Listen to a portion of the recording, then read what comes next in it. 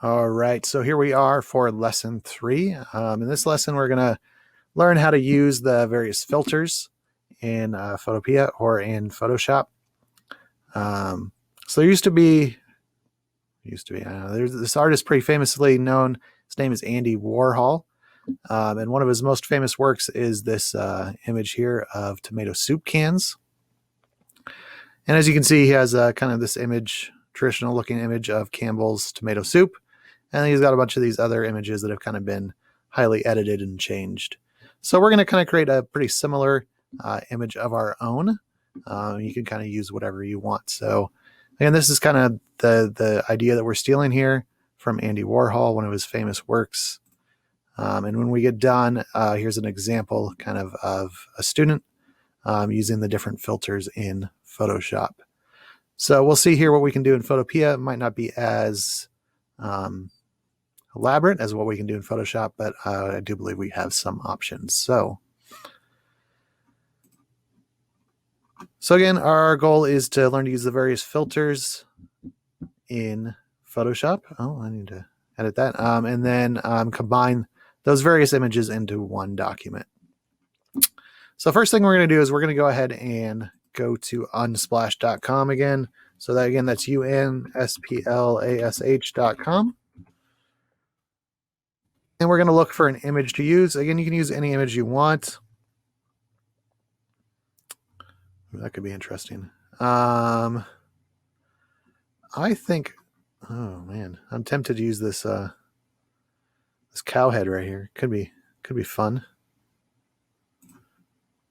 Why not? Let's use it. So I'm going to go ahead and, just because it happened to be the first thing that popped up, we're going to go ahead and use it. So I'm going to go ahead and download this. And remember, click on the download for free button. That way you get the full quality picture. I'll go ahead and save it. And then we'll go ahead and we're going to go back, go ahead to the top and open up a new tab. And we're going to go to Photopea again. photopea.com. All right, and the first thing we want to do is go ahead and create a new project. So we're going to go File, New. We're going to go ahead and stick with a standard sheet of paper. Again, I'm going to call this Lesson 3. Again, we want to work in inches since we're working with a regular piece of paper. So I'm going to switch to inches.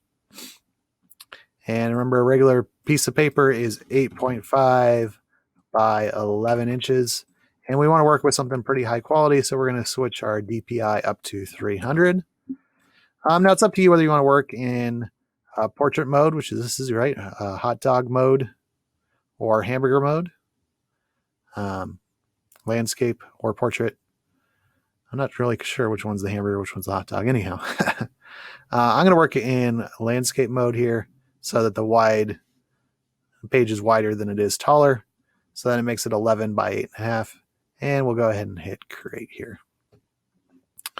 All right, so to start off, we could go ahead and bring in our image. So I'm going to go ahead and go open in place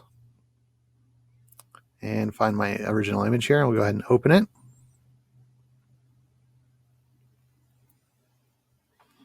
All right, and of course, we were going to put a bunch of these images on here. So this is obviously a bit too big.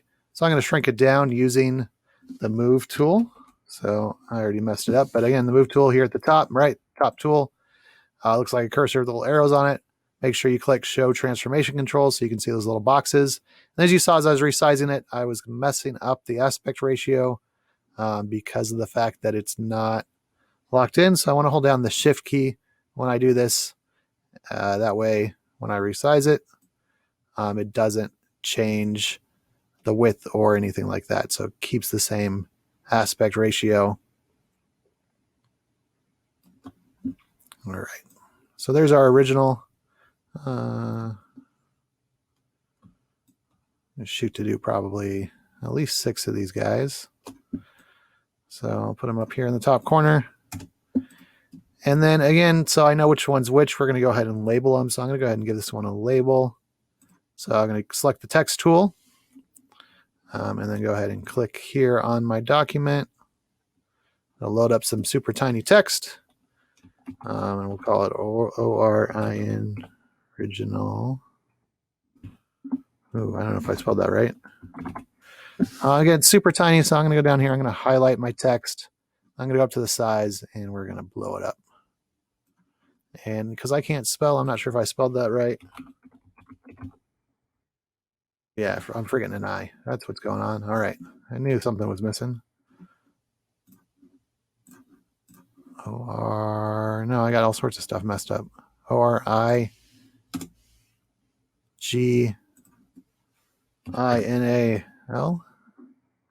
Original? Is that right? All right. There we go.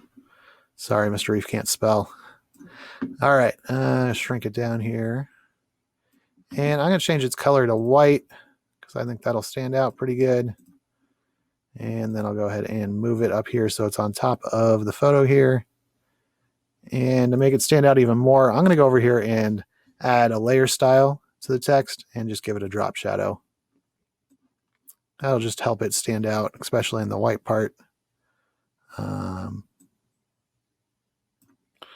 And of course, I'm going to change the angle. I want the angle over here like that.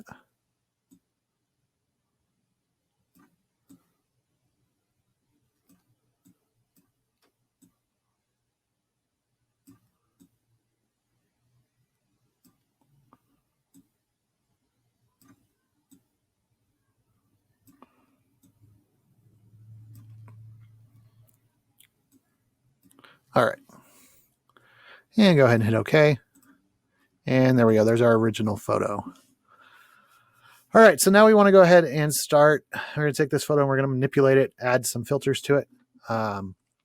So to do that, what we're going to do is we're going to go ahead and open this photo by itself in another tab. So I'm going to go up to File. This time I'm going to choose Open, so File, Open. And we'll go ahead and open the photo again by itself. All right, and now we'll go ahead and start playing with our filters. So our filters are up here at the top, a button called Filter. And we're going to go down to the Filter Gallery. Again, doing this online is a little bit slow. There we go.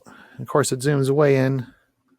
So I'm going to hold down the Alt key and scroll down to zoom out, or hit Control and the minus key will also let me zoom out. All right, so we got a bunch of different options here. We got paint, plastic wrap, splatter, sprayed strokes, glass, ocean ripples. And you can actually probably apply multiples of these, but we'll just start with one. I think right now we're looking at glowing edges. And so we can adjust some of the settings on here, edge width. And again, it goes really slow doing this over the internet. So let's see if I can adjust that, if it'll do anything here.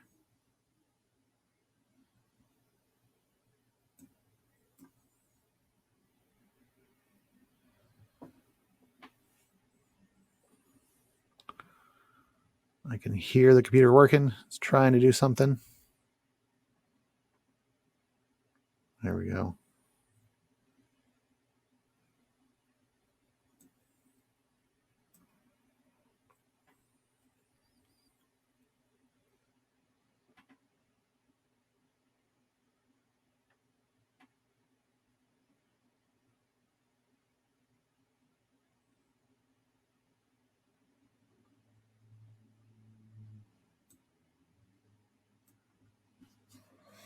So again, we're going to mess with the settings a little bit, get it somewhere where we like it.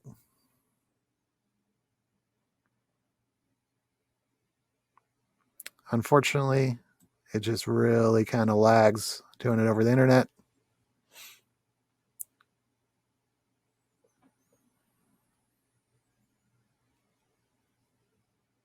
If you have Photoshop, this definitely works a lot faster in Photoshop.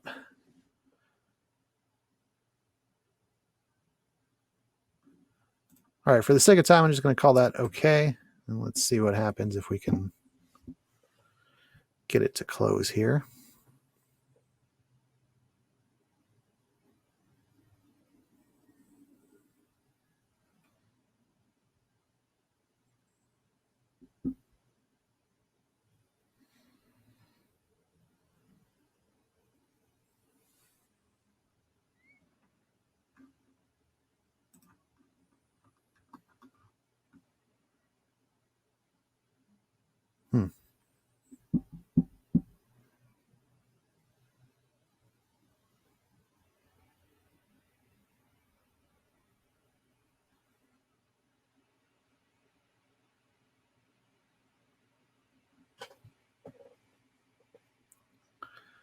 Well,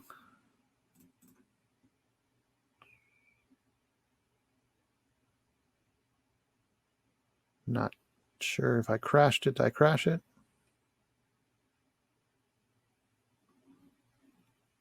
No, apparently I clicked on an ad a bunch of times. Here we go.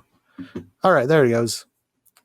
So again, that one was called Edge Glow, I believe. So we'll go ahead and save this in order to get it back into our other picture here, right? So we'll go up to File, and we'll go ahead and say Export as a JPEG. And we're going to reduce the quality a little bit. We don't need quite as high quality. So we'll go 50%. Click Save. And we're going to call this one, we're going to name it whatever filter we used. So I believe the filter was called Edge Glow. Right? And we'll click Save. That way we remember what it is. That downloads it onto our computer. And then we can go ahead and bring it back in here to our original, into our document. So I'll go File, Open in Place. Look for Edge Glow. And we'll go ahead and open it in here. All right. Oops. Once again, I got to remember to hold down the Shift key as I'm resizing it so it doesn't screw up the aspect ratio. And I want to try to get it the same size as the other photo here. There we go. And again, we'll go ahead and label this one too. So I'm actually just going to go ahead and hit Control-C and Control-V on my text. And let's see if it'll let me do it. Nope, not going to let me do it. So what I'm going to do instead, I'm going to take my text, I'm going to drag it down here to the new layer button. Let's see if it does that. There we go. So I made a copy of the text for me, just so I don't have to recreate the size and everything. Go back to my text tool. Let me highlight the text, and we'll call this Edge Glow.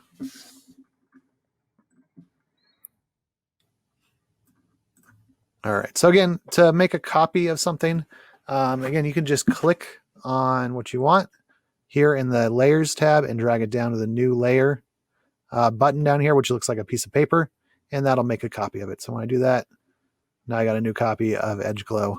All right. I'm going to delete it because I don't need it.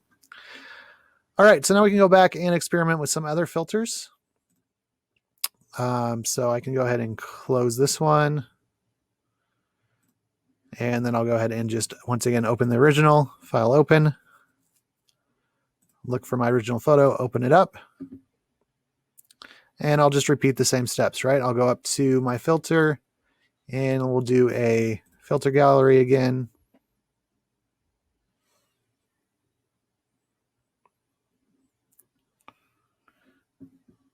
And we'll experiment with some, it's called glowing edges, with some other options here. So let's try this one.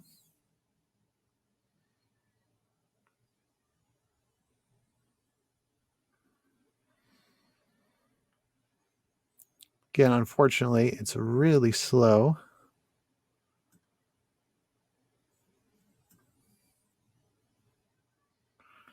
Not seeing a whole lot of change to the photo yet here.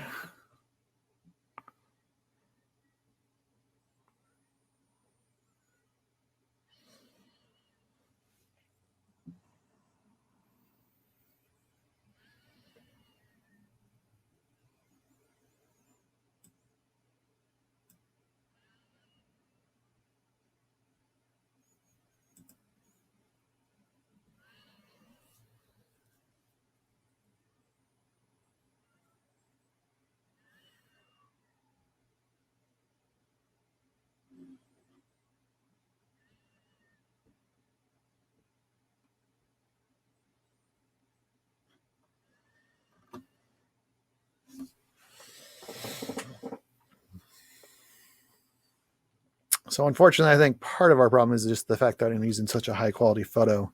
It's definitely taking some time for it to render. I'm looking at the photo, I don't see much of a difference. So let's try a different effect here. Let's try Ocean Ripple. Let's see if that does something.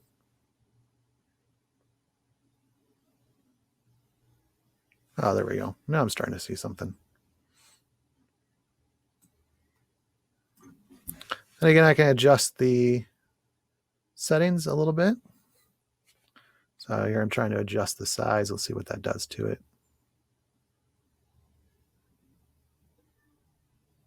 That did something to it. And let's go ahead and hit OK. Now again, that was called Splatter. Now I do believe if you want to create even a more unique kind of look, you can actually double up on these filters. So if I go up to Filter and go to Filter Gallery again, let's see if it'll let me do a second filter to it.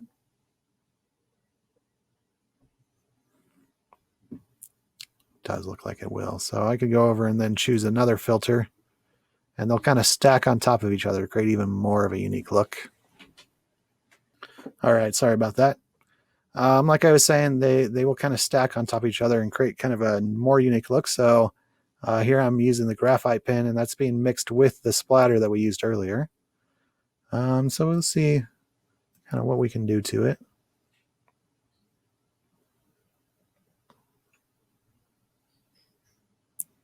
Ooh, that's too dark. Let's crank that back up. Let's see what else we can do.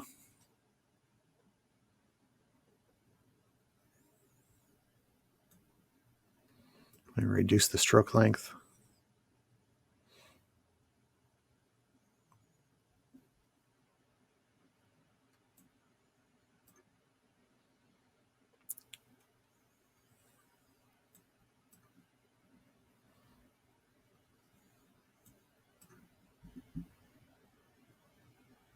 I don't know. I don't know that I like that. We could go, let's see, glowing edges.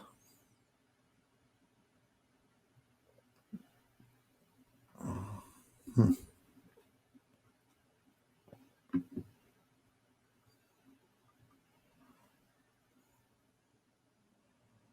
that's definitely a little bit different than the glowing edges we had a minute ago.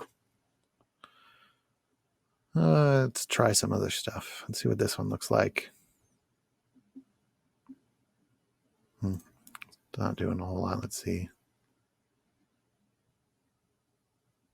Stained glass is interesting.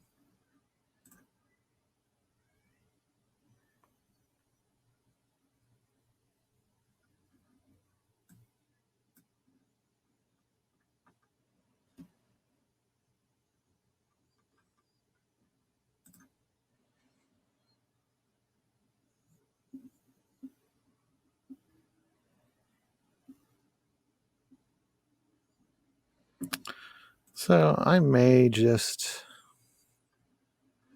decide I don't like any of these, and I'll just stick with what I originally had here. And again, we'll just go ahead and save this. This was, what was that called again?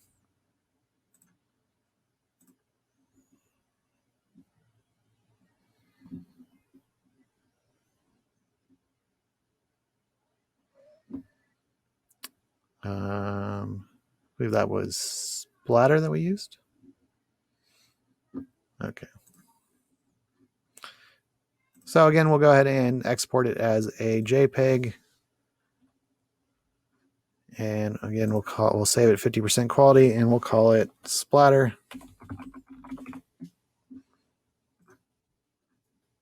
And we'll add it to our picture here. So we'll go File, Open in Place, and add that splatter one.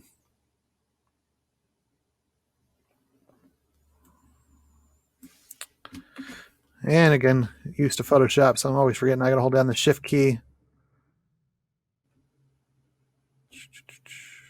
Shift key, resize it.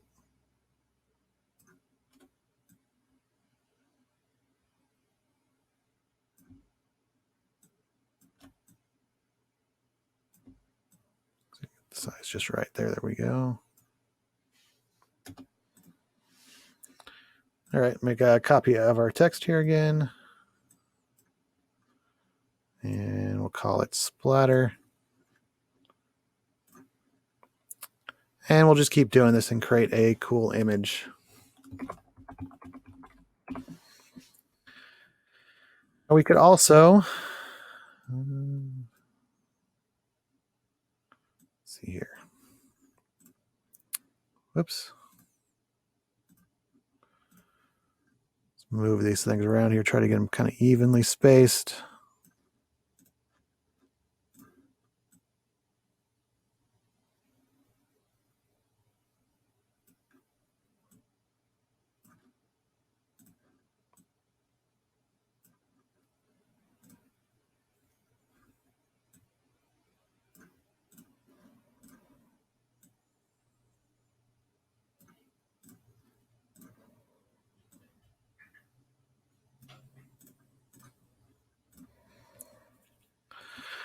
All right, so again, you guys will keep working, create some more images with some different effects on it, and then put them all on here. Something else we can do is we can put some shapes in here in the background, right? Change the background color. So if we noticed on the Warhol image, right, he not only changed the soup cans up, but he also changed the background color. So that's another thing we could do. We wanted to just change the border colors here. So let's put in some squares like we did with the first assignment. So down here, rectangle, and choose a fill color here. Maybe something in the tan region. All right, and I could put a square there, put that around my first image here. All right, and then I could go ahead and create another one, maybe with some sort of bluish color.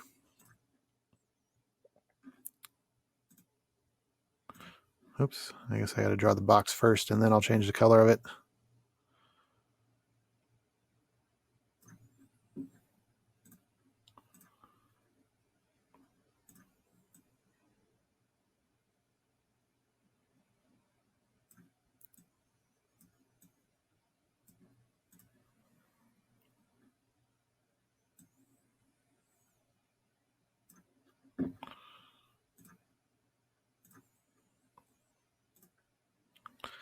So yeah, just another idea to kind of add a bit more creativity to it.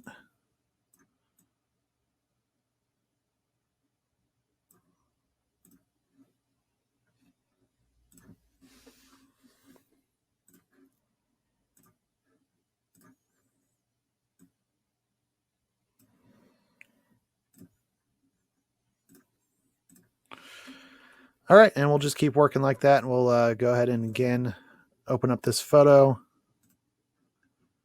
So I want to close the old one because I want to create a new effect, right? And go File, Open, and open it again, the original one. And then go into the filter gallery and once again, just keep experimenting with it and bringing it over into my document. All right. So hopefully you've had a chance to go ahead and play around, get a couple of different images. So I'm finished this up here. I got my different images. Just wanted to cut that out to save a little bit of time. So you can obviously do that on your own, right? I brought them over. I finished up the background, so now I'm ready to turn in. So I'm going to go File, Export As, and save this entire thing as a JPEG.